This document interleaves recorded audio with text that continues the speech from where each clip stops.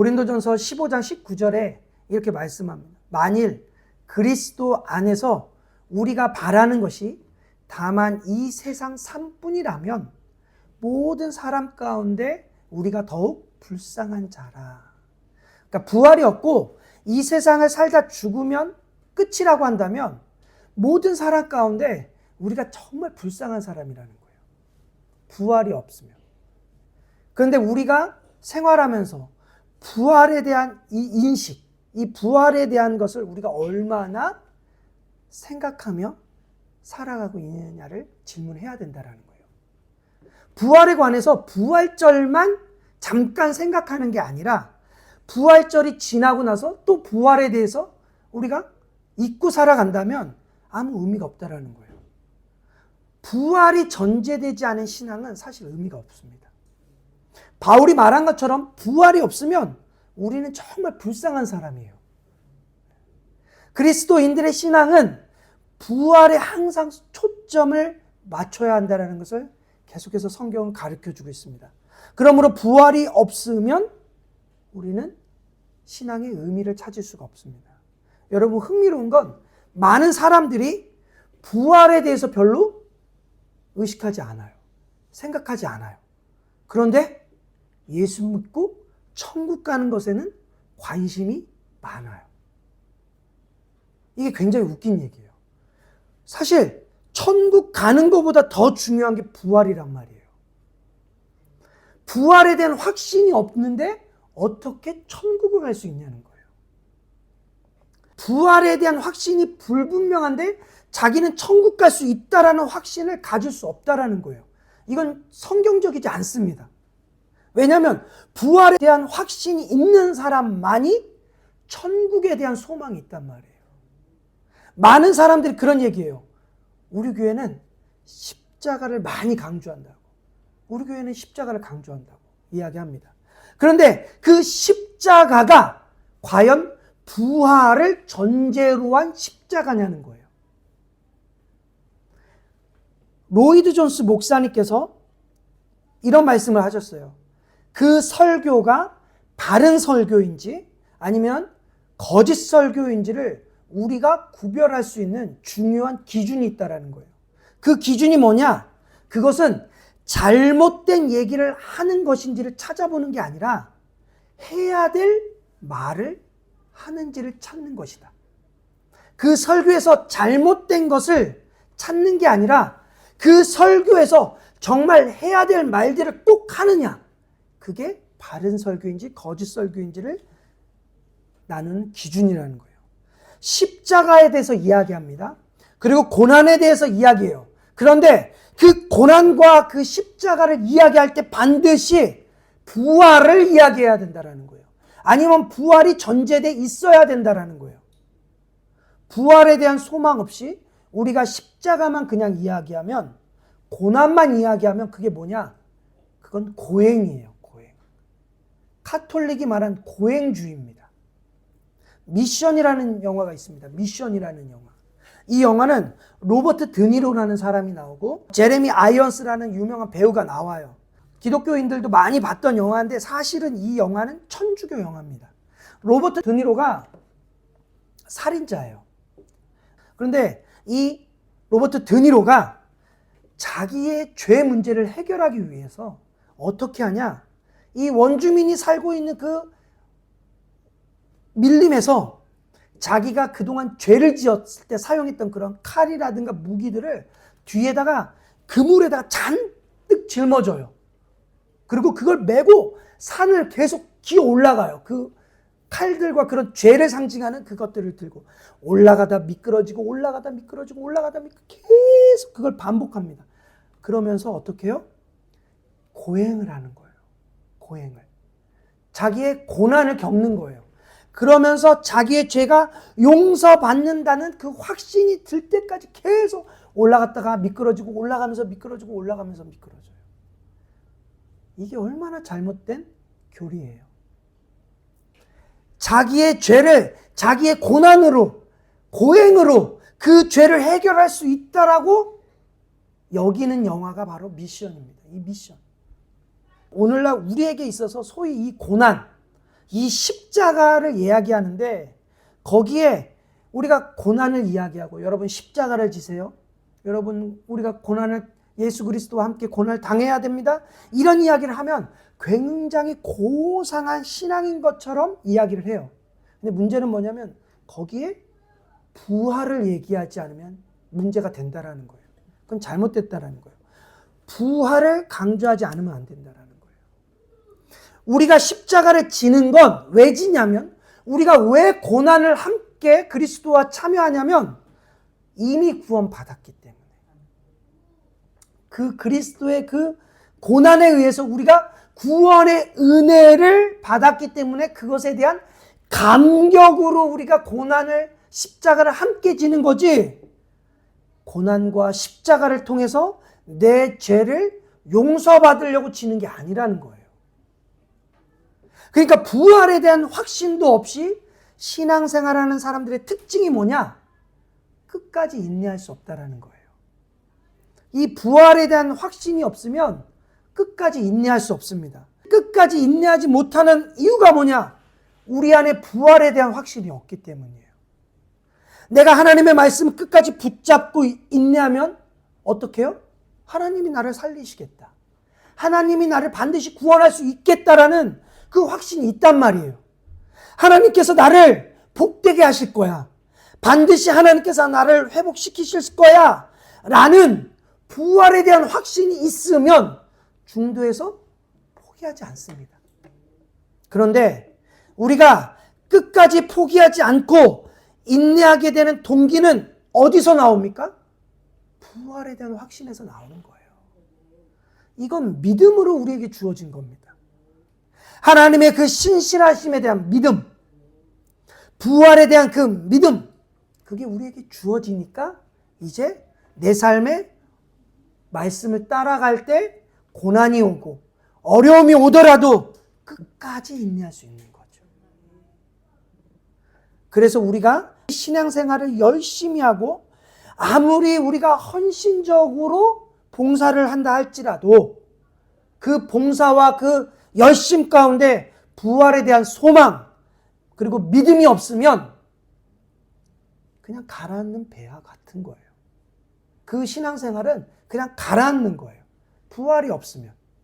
그러니까 제가 그런 분들을 주변에서 많이 봅니다. 나름대로 열심히 신앙생활을 해왔습니다. 나름대로 열심히 봉사하며 그렇게 열심을 냈는데 자기 신앙생활에 대한 회의가 들 때가 있더라는 거예요. 그런 분들을 봤습니다. 굉장히 열심히 신앙생활을 했단 말이에요. 정말 열심히 봉사하고 열심히 신앙생활을 했는데 그런데 어느 날 내가 왜 이렇게 신앙생활을 했는지, 내가 왜 이렇게 열심히 했는지 회의감이 든다는 거예요. 그 회의감이 왜 드냐? 부활에 대한 확신이 없기 때문에 든다는 거예요. 여러분, 기독교는 무슨 종교냐면 부활의 종교예요. 생명의 종교입니다. 십자가의 종교예요. 그런데 그 십자가가 고난의 십자가를 의미하는 게 아니라는 거예요. 부활을 내포한 십자가라는 겁니다. 여러분, 그리스도인들이 왜 십자가를 그렇게 어렵게 생각하느냐? 십자가가 부활의 십자가로 보이지 않고 어떻게 해요? 고난의 십자가로 보이기 때문이에요. 우리는 자꾸 십자가를 그리스도가 그렇게 고난을 당하시고 그 무거운 십자가를 짊어지고 사람들의 조롱을 받으며 그 골고다 비아돌로사 그 언덕을 올라가며 그 십자가에서 못을 받고 그 고난을 당한 그것만 자꾸 생각하니까 십자가가 어렵고 힘들다라고 느껴지는 겁니다. 근데 바울은 그렇게 얘기해요. 십자가가 나에게 자랑스럽더라. 방금 읽었던 고린도전서 15장은 부활장이라고 이야기합니다. 그런데 사도 바울이 거기서 이야기하는 게 뭐냐면 이 부활이 없으면 우리는 너무 비참하다는 거예요. 사도 바울이 십자가를 자랑스럽게 이야기했던 이유는 그 십자가가 고난의 십자가가 아니라 부활의 십자가이기 때문에, 그 십자가는 부활로 가는 그 전제에 있었기 때문에 그 십자가가 나에게 자랑스럽게 여겨졌다는 겁니다. 그러니까 같은 십자가를 보더라도 어떤 사람에게는 어떻게 보이냐? 고난으로 보인다는 거예요. 고행으로 보인다라는 거예요. 힘들게 보인다라는 거예요. 근데 우리에게는 십자가가 어떻게 보이냐면 부활로 보인다라는 거예요.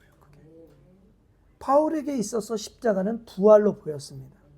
바울에게 있어서 기독교의 신앙은 고난이고 힘들고 남들 보기에 초라하게 사는 것이 아니라 어떻게 해요?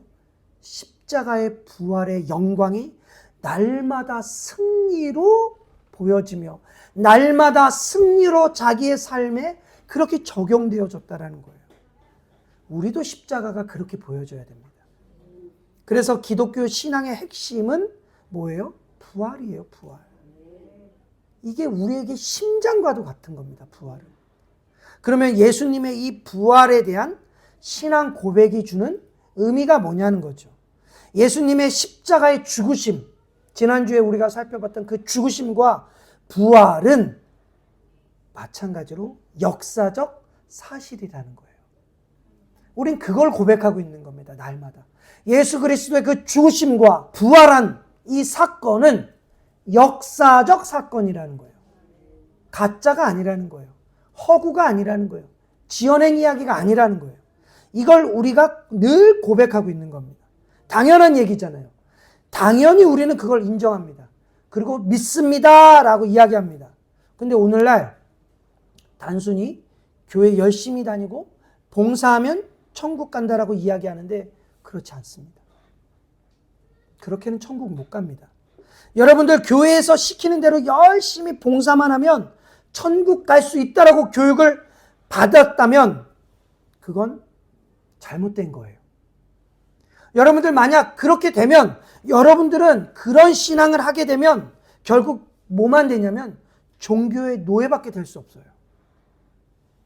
예수님을 믿는 것에 대한 아무런 유익 없이 그냥 교회만 열심히 왔다 갔다 하면서 봉사만 하는 신앙은 신앙이 아니에요. 오늘날 교회 많은 사람들이 난 도대체 뭘 믿는 거야? 고민을 하지 않아요. 내가 지금 뭘 믿으며 교회를 다니는 거야? 고민하지 않아요. 그냥 막연하게 교회를 다니고 있다라니까요. 그리고 오늘날 믿음의 표지, 이 사람이 믿음이 있느냐, 믿음이 없느냐의 그 표지는 뭘로 기준합니까? 열심히 있느냐, 열심히 없느냐로 이 사람이 믿음이 있는지 없는지를 판단해요. 열심히 봉사하면 믿음이 있는 거예요. 그리고 열심히 봉사하지 않으면 아직 믿음이 잘하지 않은 거예요. 이게 지금의 기준입니다. 근데 여러분, 내가 뭘 믿고 있는지, 내가 누굴 믿고 있는지, 내가 어디에 소망을 두며 내가 어떻게 구원을 받았는지를 모르고 신앙생활을 하고 있다는 거예요. 사도 바울이 우리에게 무엇으로 구원받았냐면 우리는 소망으로 구원받았다라고 이야기합니다. 그러면 어떤 소망입니까? 부활에 대한 소망으로 우리는 구원을 받은 거예요. 막연히 구원받은 게 아니에요. 봉사로서 구원받은 게 아닙니다.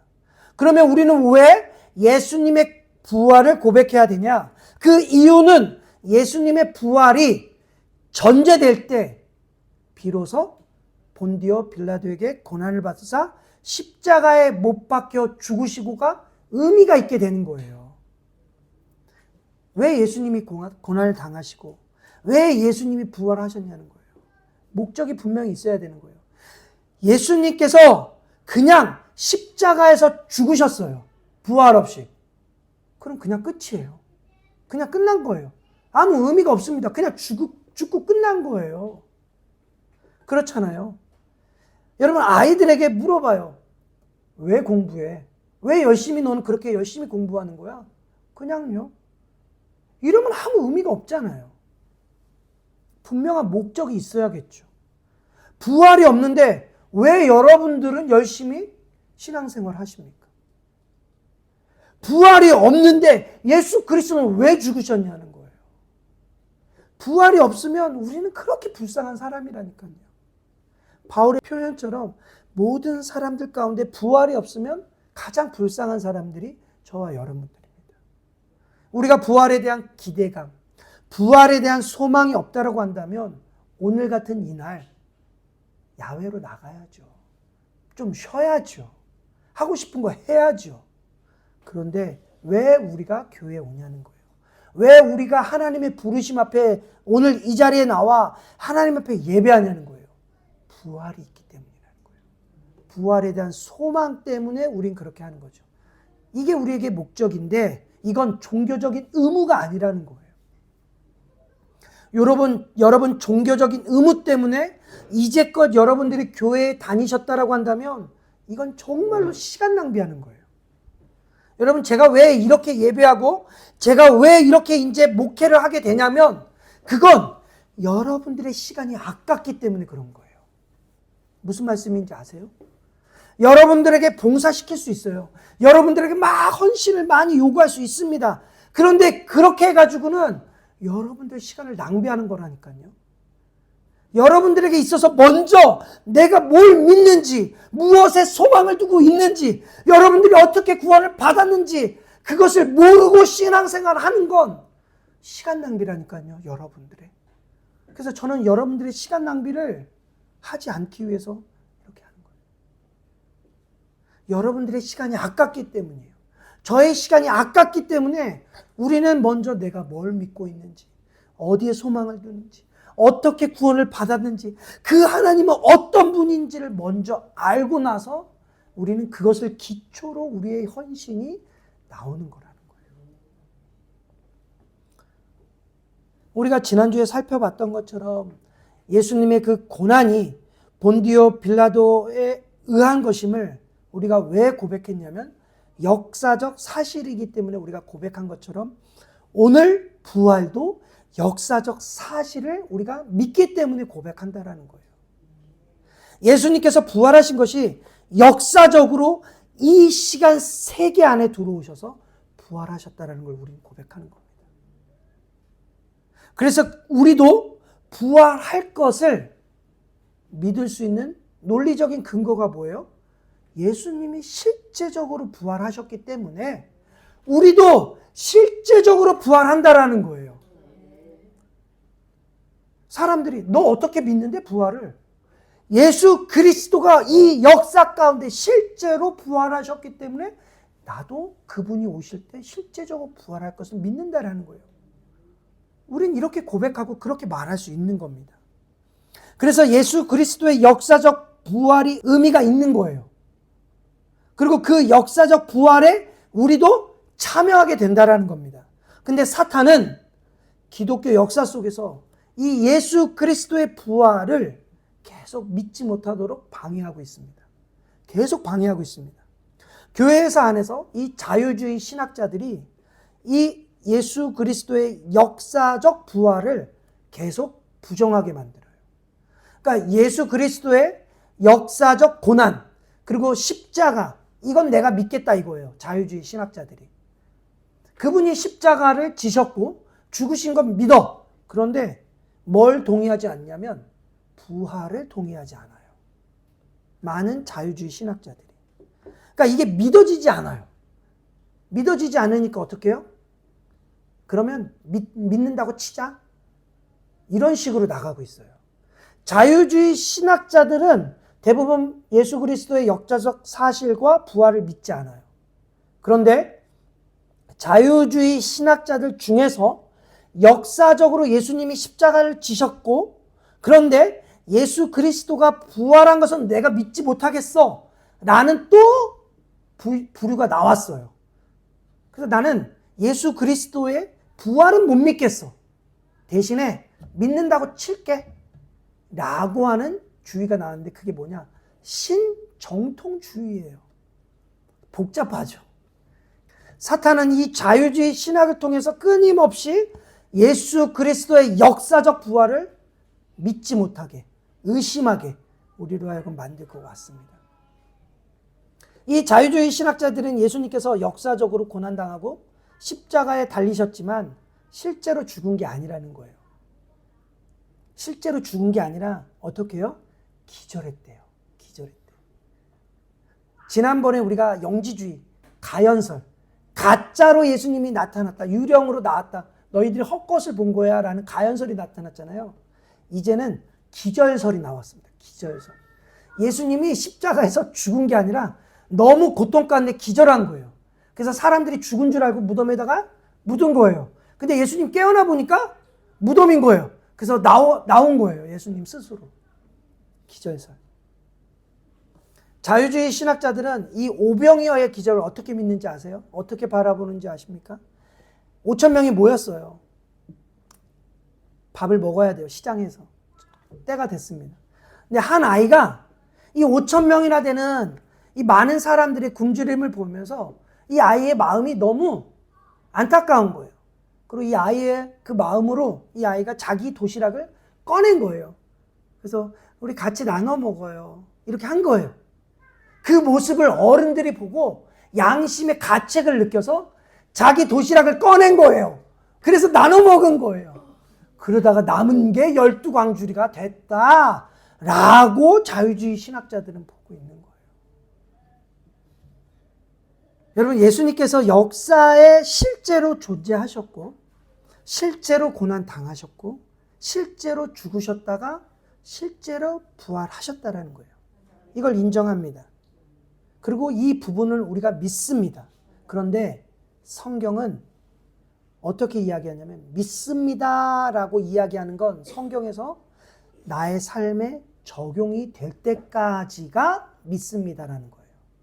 그냥 입으로 믿습니다라고 고백하는 건 인정하는 거고 그것이 아니라 인정을 넘어서 이제 그것이 내 삶에 적용이 돼서 그것이 내 삶을 인도하고 내 삶을 그것이 어떻게 해요? 이끌어 갈 때 믿습니다라고가 된다라는 거예요.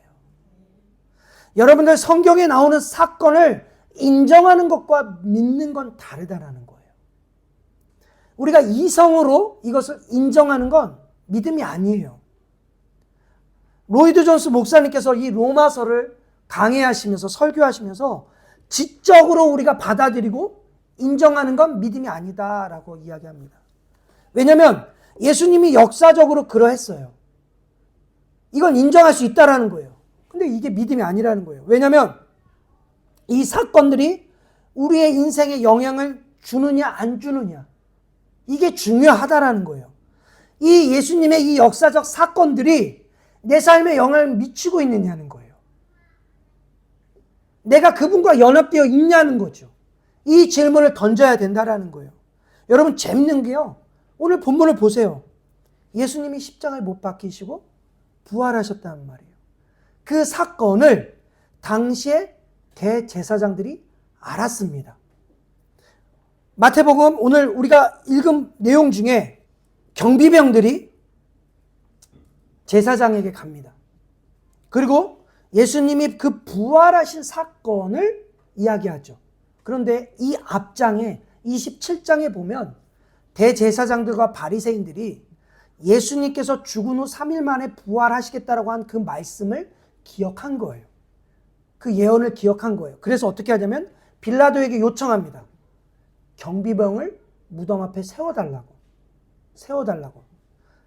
제자들이 혹시라도 예수님의 시신을 훔쳐가서 부활했다고 거짓으로 이야기할까봐 훔쳐가지 못하도록 그 돌 무덤을 지켜달라고 그렇게 이야기합니다. 증인을 세워줬어요. 하나님께서는 이 대제사장들과 바리새인들, 하나님을 대적했던 그들을 통해서 누구를 세워요? 증인을 세워주셨단 말이에요. 그러니까 하나님은 그렇게 합력하여 선을 이루시는 분이에요. 악한 자들의 그 꾀를 하나님께서는 오히려 뭘로 세우셨어요? 증인으로 세우시는 놀라운 계획을 하나님 하셨다라는 거예요. 악한 자들이 어떤 짓을 하더라도 하나님께서는 모든 것을 합력하여 선을 이루시는 분이세요. 그래서 악한 자들이 교활할수록 우리는 감사해야 돼요. 왜요? 그들의 꾀와 그들의 교활함을 통해서 하나님의 영광은 더 이 세상에 선명하게 드러난다라는 거예요. 그래서 결국 28장에서 예수님께서 드디어 장사한 지 사흘 만에 부활하신 사건이 일어납니다. 오늘 우리가 읽었잖아요. 일어납니다. 그리고 그 경비병들이 결국 부활의 목격자가 되는 거예요. 증인이 됩니다. 한 사람도 아니고 여러 명의 증인을 세우세요. 그들의 잔꾀를 다 알고 계셨다는 말이에요. 마태복음 4절에 지키던 자들이 그를 무서워하여 떨며 죽은 자같이 되었더라. 무덤을 지키던 경비병들 가운데 몇 사람이 이제 이 사실을 대제사장에게 알리러 갑니다. 몇 사람인지는 정확하게 몰라요. 하지만 여러 명인 건 틀림없습니다. 근데 이 여러 사람이 예수님의 부활 사건을 봤어요. 그런데 봤다고 믿는 게 아니더라는 거예요. 경비병들이 봤지만 믿지 않았다라는 거예요. 본 것과 믿는 건 다르다라는 거예요. 부정할 수 없는 일이 벌어졌어요. 인정한다라는 거예요. 오늘 본문처럼 봤다고 해서 인정했다고 해서 그게 신앙이 될 거라는 건 잘못된 겁니다. 신앙은 그 말씀이 그 삶을 변화시키는 흔적이 나타나야지만 믿음이 생겼다라고 이야기하는 거예요. 오늘 본문에서 경비병들이 대제사장들에게 이렇게 얘기해요. 그런데 대제사장들은 그 이야기를 듣고 어떻게 반응하냐면 그들이 이 12절 13절에 그들이 장로들과 함께 모여 의논하고 군인들에게 돈을 많이 주며 이르되 너희는 말하기를 그의 제자들이 밤에 와서 우리가 잘 때 그를 도둑질하여 갔다 하라. 경비병들에 의해서 대제사장들은 어떻게 해요? 예수님의 부활 사건을 들어요. 부활 사건을 듣습니다. 부정할 수 없는 사건이죠. 인정해요.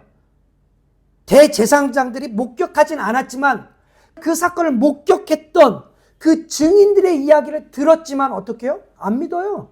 기적을 봤다고 믿는 게 아니더라는 거예요. 많은 사람들이 야 하나님 보여줘봐. 예수님 보여줘봐. 그럼 내가 믿을게. 우리들에게 이렇게 요구해요. 본다고 믿는 게 아니에요. 그럼 왜 그들이 믿음으로 반응하지 못했냐는 거죠. 그 이유가 15절에 나옵니다.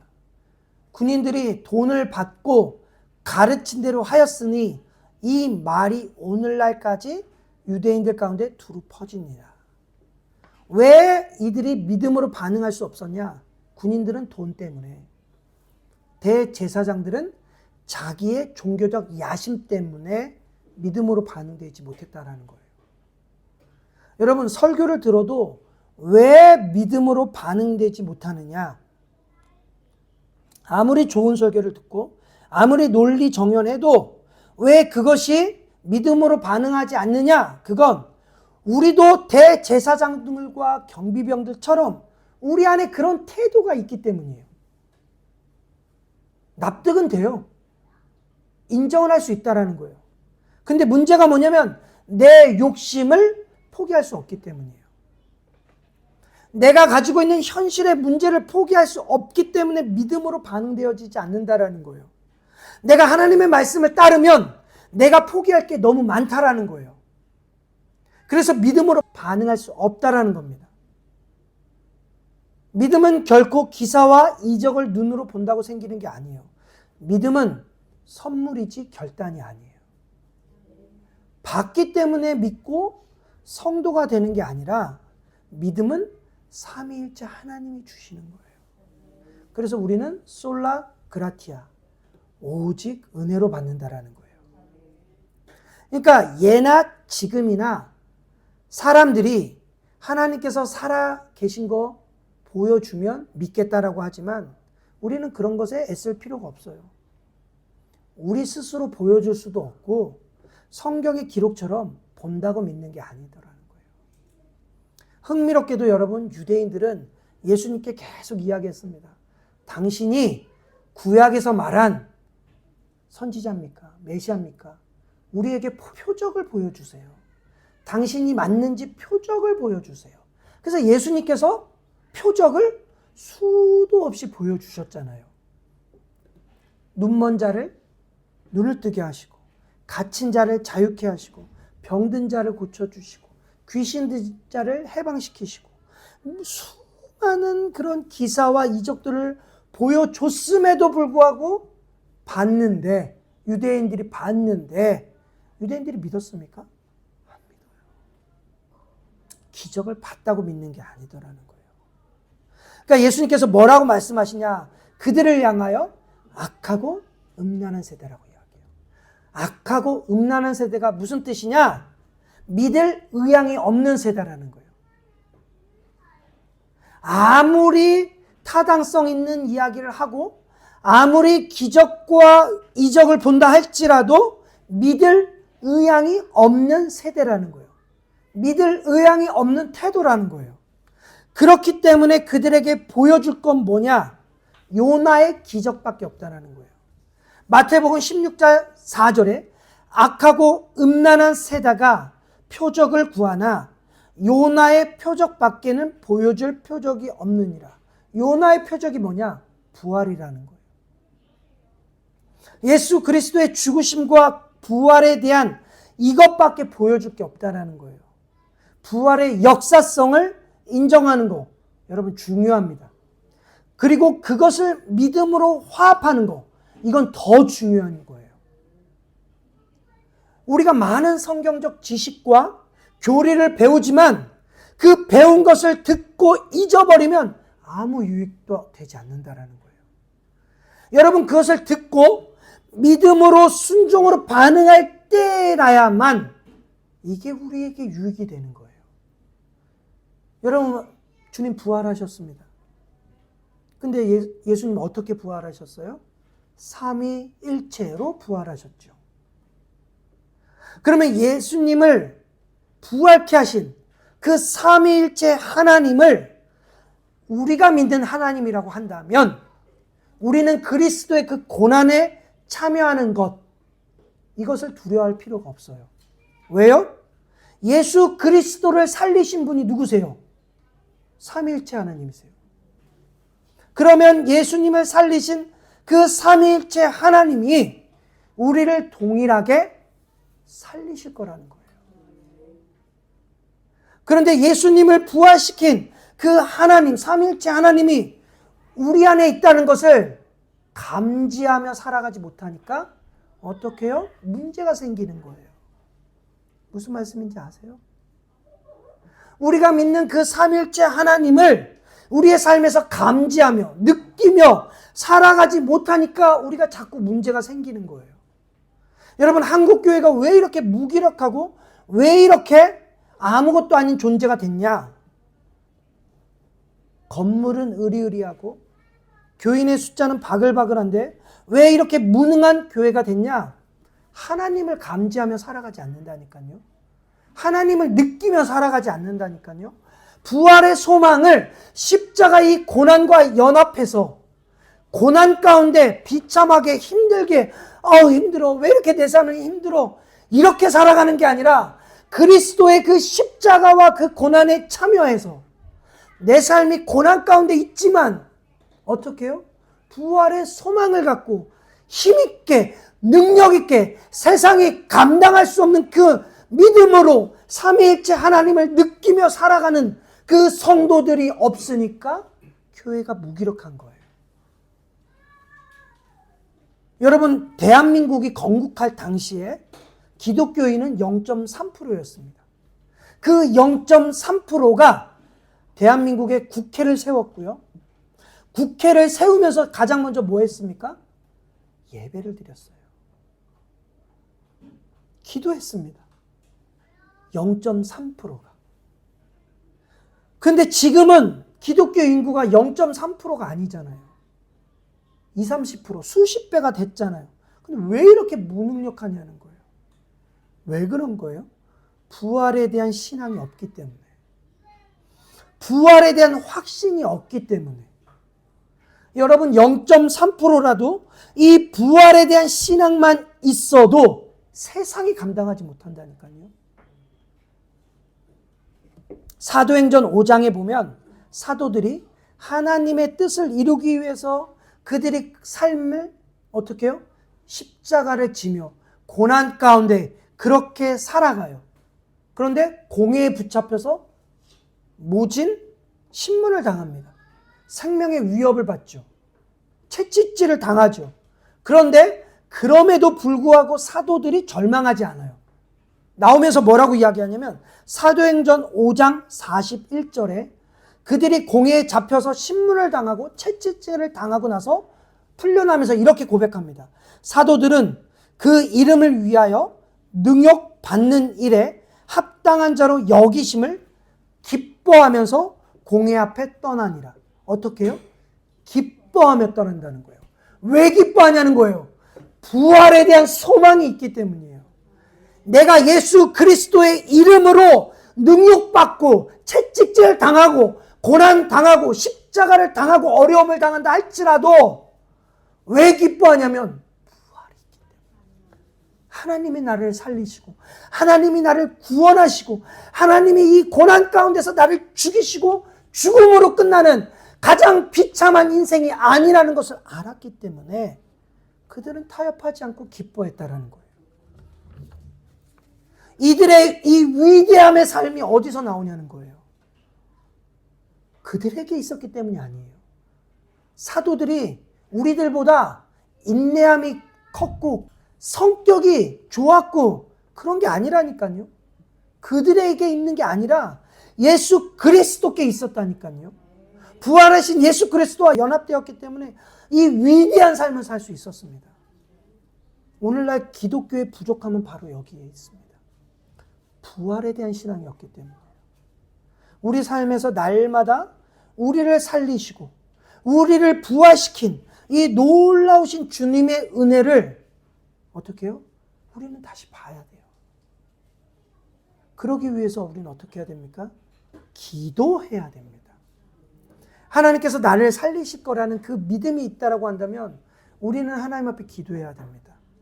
하나님의 그 영원하심과 무한하심과 그 불변하심 그리고 그분의 그 놀라우신 그 속성들을 신뢰하고 믿으며 우리는 구해야 돼요.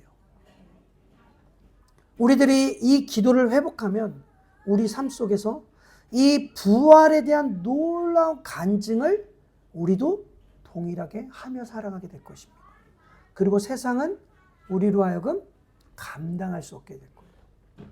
한국의 교회가 다시 이 십자가의 역사성, 부활의 역사성, 그리고 이것을 오늘 우리의 삶에 적용하며 연합하며 그렇게 세상이 감당할 수 없는 기독교로 만들 수 있는 힘을 우리에게 주실 줄 믿습니다.